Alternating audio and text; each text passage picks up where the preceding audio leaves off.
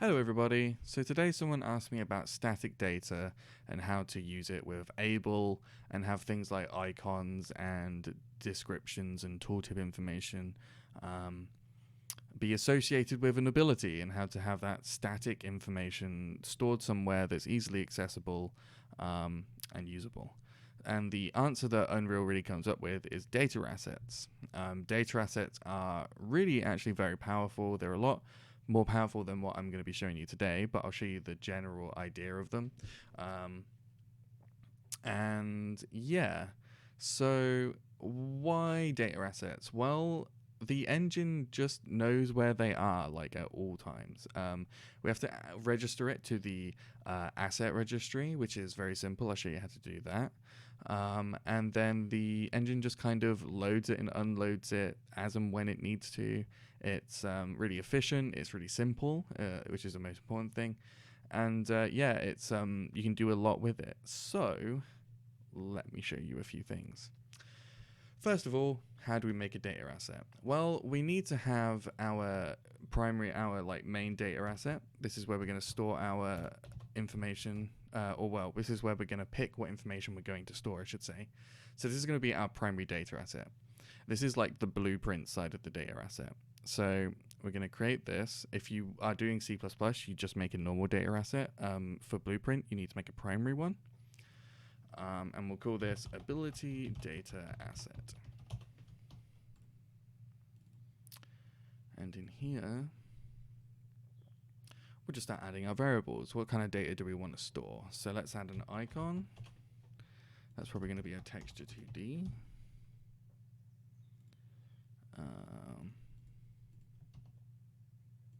Most importantly, we're going to want to know what ability we're actually casting this for. So we'll do this ability, ability class reference, and then we'll do a damage variable just because we can if we want to. Okay, so we have our really simple ability data asset. Let's now create this into an actual data asset. So we're going to go into miscellaneous, and we're going to pick data asset from here. And ability data asset just happens to be at the top because it's alphabetical, but yours may be lower down depending on how you've named it or what you're using it for. Let me just select this. And I'm going to call this light attack. I'm going to open that up. And I'll set an icon for it. So my light attack icon is going to be this camera for whatever reason.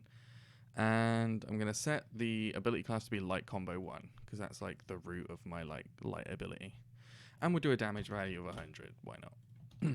Okay. So we now have a data asset. What do we do with it? What can we do with it? How do we call it? How do we get information from it? And it's actually really simple, which is super nice. So, don't know what that is. Gonna make a new variable. I'm gonna make this into an ability data asset. We'll get the object reference.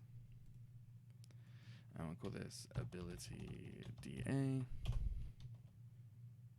I'm gonna pull this off. And just like magic, I can get my ability class, I can get my icon, and I can get my damage. And as you can see, this is my right click, so if I print screen, or print string, makes more sense. We know that damage value was 100, so if I real quickly open up the game and right click, if it doesn't crash,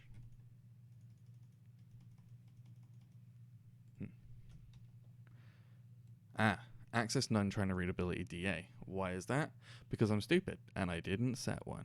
Light attack, there we go. So every time this right click goes off, we have 100 popping up, and it does it on tick because it's the enhanced system. That's fine. So cool.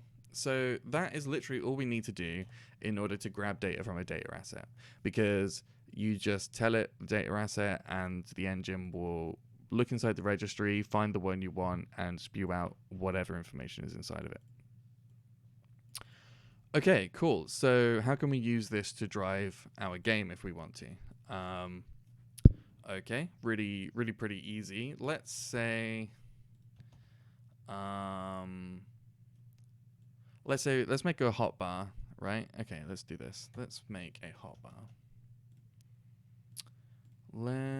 I have this AbilityExtended thing. It's basically empty. There's nothing in begin tick. But it does have an array, which I made earlier, of objects. So I'm going to make this an array called Hotbar of ability data assets. Okay. So what I'm going to do is I'm going to get my asset registry. Get asset by class. So this is a little cheaty way that I like to do things because it's just a little bit easier. So I usually copy something like this, right? So I get a reference, just a temp var. I never use this again, but I basically just have it be the type of data asset that I want, and then I can just make this into a class. And I can just do that, and then I don't need to type it in. And if I ever change anything, it just works then. It's fine. Okay, so so what this is doing is it's looking inside the asset registry, which is just something that works inside the engine. You don't really need to worry too much about that. And then we're just going to check the class name, which in this case is going to be the class of light attack, which is an ability data asset. And then we can search the subclasses if we want. So what that means is if we did this and we made a ability data asset child, so you could have like spell ability and you can have melee ability. And then these can have different variables. Maybe your melee ability, maybe your spell ability has like a number of projectiles as like a default, and your melee ability doesn't need that, right? I don't know. For whatever reason, you may want to split it up. Perhaps you have a wizard ability and a mage ability, and then what you can actually do is you could have a spell book, for example, that comes through here and says, okay, what's my class? Oh, I'm the wizard. Okay, so the data asset I want is the wizard abilities, and then for each wizard ability, I can get asset, and now I can fill my spell book up with references to these, right? And then what I have is I have a spell book that's literally a list of my data assets, which I can then use to populate things. So in this case, what I'm going to do is I'm going to get these abilities and I'm going to populate my hotbar. So what I'll do is I'll say get hotbar and we'll add. So for every, what does this one? Ability data asset. This returns an object. Oh, because it doesn't know what it is. That's fine. We'll have to cast that. Ability data asset. I'm going to add that in. So now our hotbar is going to have that. Okay. So what I can do is look at this. So if I think my character has one of these on him. No, he doesn't. Ability extend did. We'll add one of those. And then when I press play, I have some stuff ticking. Don't worry too much about that. If I come to my character and I check in here,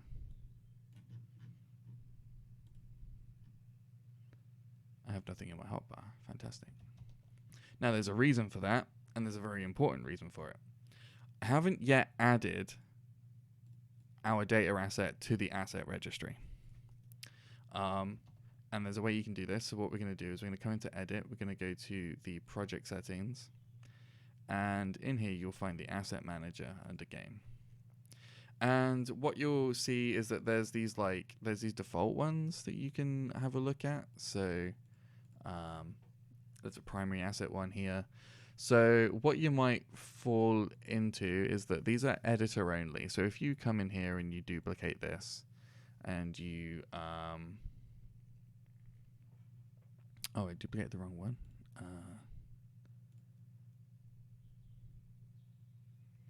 No, it didn't. Sorry. Hold on.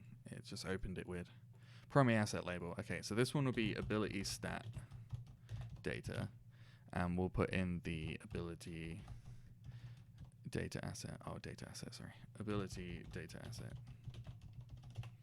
Okay. And we need to give it a directory. So we'll say that inside of our abilities, we'll just put it in there. So this is, it will do subfolders as well. So just anything inside that abilities folder, as long as I have my data assets inside there, it will find them. And you'll see that it has in editor only. You want to untick that. Maybe tick has blueprint classes. I can't remember. It doesn't matter. So in editor only, if you try to package the build or you try to run it standalone, it won't load the data assets. So not very useful for that. So make sure to untick that. Make sure to set your directory to wherever you have it, assign it a name and give it the class that's correct. And in theory now, what we should have is ability extended. We still have 0. Okay, what have I done? God damn it. Right, sorry about that. So my mistake there was that when I was getting my my temporary kind of like variable for my ability data asset, so I could get the class name, I wasn't getting class. I was just doing get display name. I need to get my data asset, get the class, and then get the display name, and then I can get the asset by class. So again, this is just the type of data asset I want, right? I'm just using this to get the class type and easily return it without needing to type the name in. If you did want to type the name in, by the way, it would look something like this. It would be ability data asset underscore C. So because we're using a blueprint data asset, we have to have the underscore C. This is because it's a primary data asset. If you're using a C++ one, you don't need the underscore C. But honestly, that's probably easier. I'm just going to do that. We know what I want, so we'll do that. So in theory now, it should give me something back. Yeah, so if I come to my player character and I come ability extended, you can see my hotbar has a light attack. Okay, cool. So if I now just come in here and I say duplicate, and we'll call this heavy attack, and I just give this a different image, and I say actually this is special 1 and it has a damage of 500, and I press play and I come into my character, ability extended, I now have light attack and heavy attack, and it's as simple as that. So whenever we make a new data asset, we can pump whatever information we want into it, our icons and name, our display settings, tooltip type, widgets, whatever you want. And as long as it's static and it's not going to change and doesn't need to be dynamic, you can put it in there and you can call it fairly easily. So, okay, we have a hotbar, right? And all of my abilities are just being shoved on my hotbar willy-nilly. It's not very clean, but it's a thing you can do. So how can I then make use of that? Well, let's go into my character, and I'm just going to say, I don't know, let's get this, and I'll just get hotbar, and then I'm just going to get 0 and get ability class. So you'd probably make a function for this, right? You'd probably have like a get a function inside this to make this a bit cleaner and not as long. But that's effectively it. So in this case, I would say that my right click is always going to be this. I mean, you can organize this and have this function however you like from now, right? But for this case, I'm just going to have a really simple hotbar array, and my Q is going to take number 1, and my E is going to take array 2, and spacebar will take array 3. Obviously, if I have more than 4 abilities, I'm screwed, I guess. But that's fine. Let's just go and have a look. So if I press right click, yep, I get that ability happen. If I press Q, I get my special. If I press E, nothing happens. If I press space, nothing happens. Okay. And you'll actually see that we get the don't know what array type 2 is because we don't have any abilities in there. So let's just go for them up. So let's say, let's just duplicate this and we'll call this dash attack. And I'll put my dash in there. I'll close that for now. And then I'll duplicate this and have this be something else. And then this will be dodge, sure. We'll change the icons, I guess.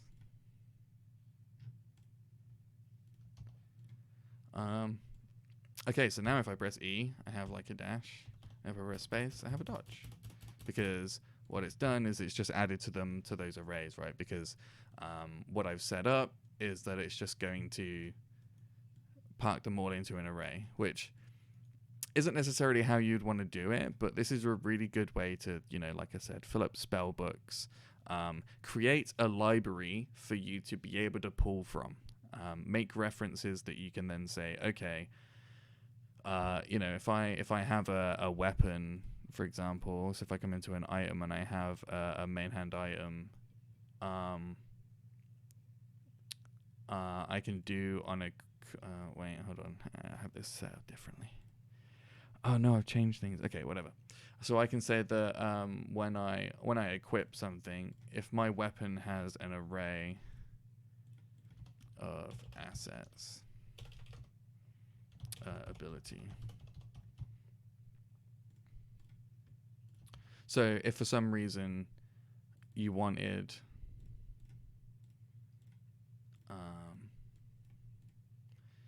I could get my owner and then I could get the get component by class, ability extended, set hotbar, and I can do that, right?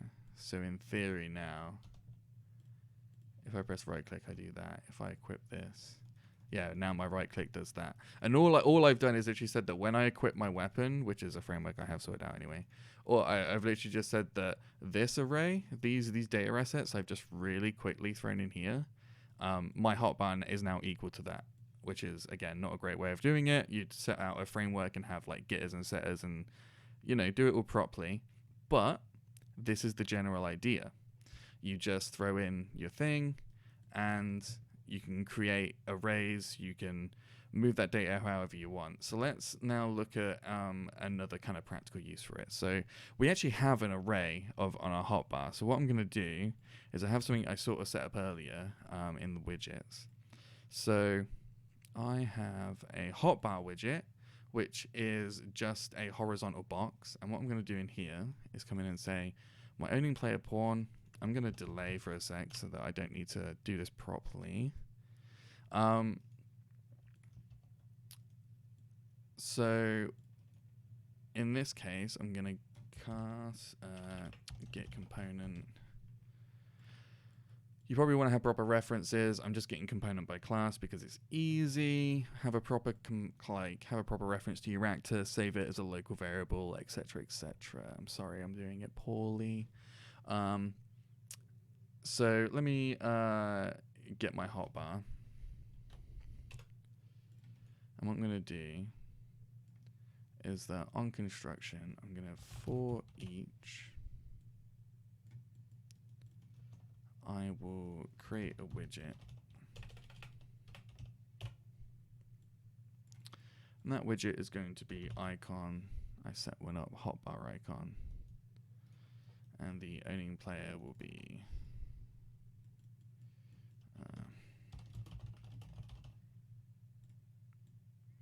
same as that. Okay, so now in theory, if I press play, nothing happens because reasons.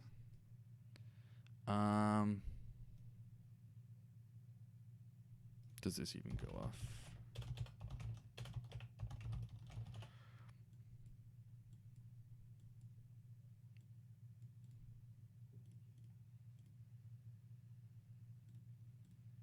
It does. Okay.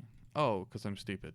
It's actually because I'm stupid. Horizontal box as a variable. I know how UI and widgets work. Add child. Oh, wait. Add child. Does it matter? I don't know. That's fine. So we'll do that. And now we have icons, sort of. Let me quickly go and we'll do like size to content and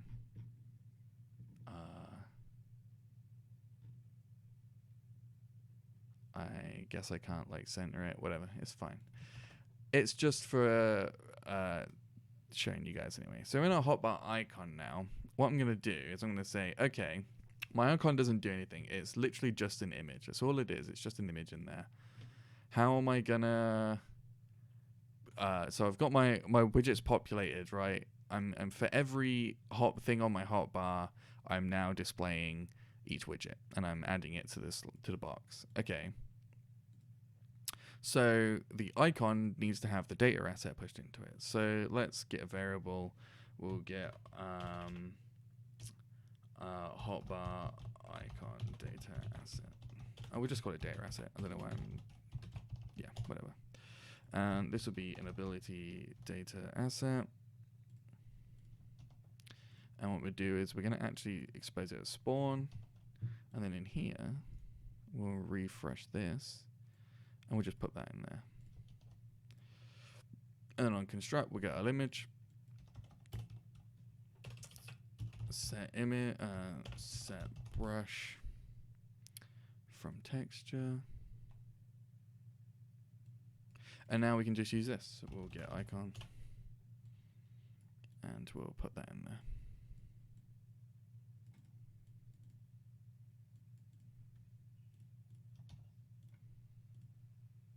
Okay, and there you go. So now we have different icons. What else can we do? Let's have a look. Let's get a tick, for example. And we'll quickly shove a progress bar over the top of it, right? Because why not? Let's do an overlay. No, that's the wrong thing. Overlay.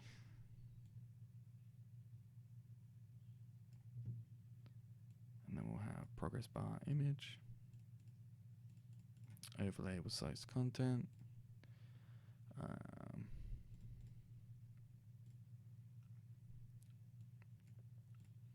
And then what we can do is we can get our data asset and we can get ability class, get object from class, cooldown, get, where is it? Hold on, we don't want that actually.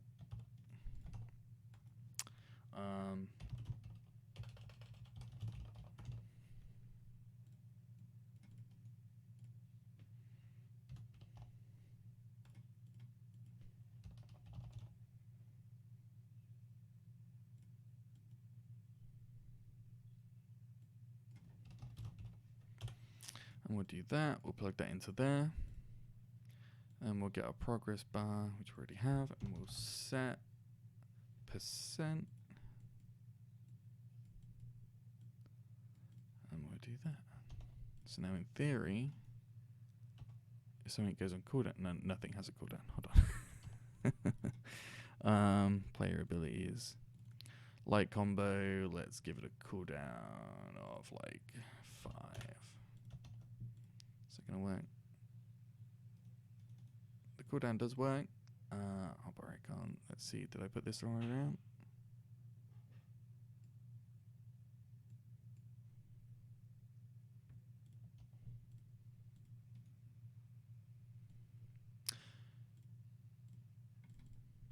Should probably remove the background from it, which is Is it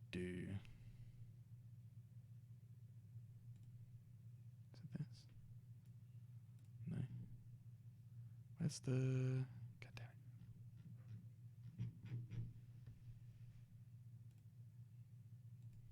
Confused. I clicked on the wrong thing. I'm clicked on the wrong thing. Fill in opacity, style. Okay, and we'll do background image, and we'll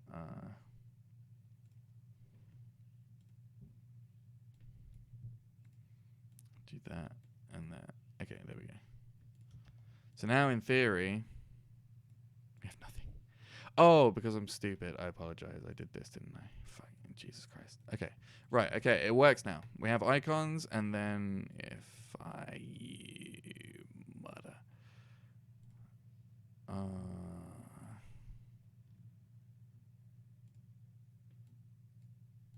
Because I did that. Is that the fill image? That's my bad. Okay.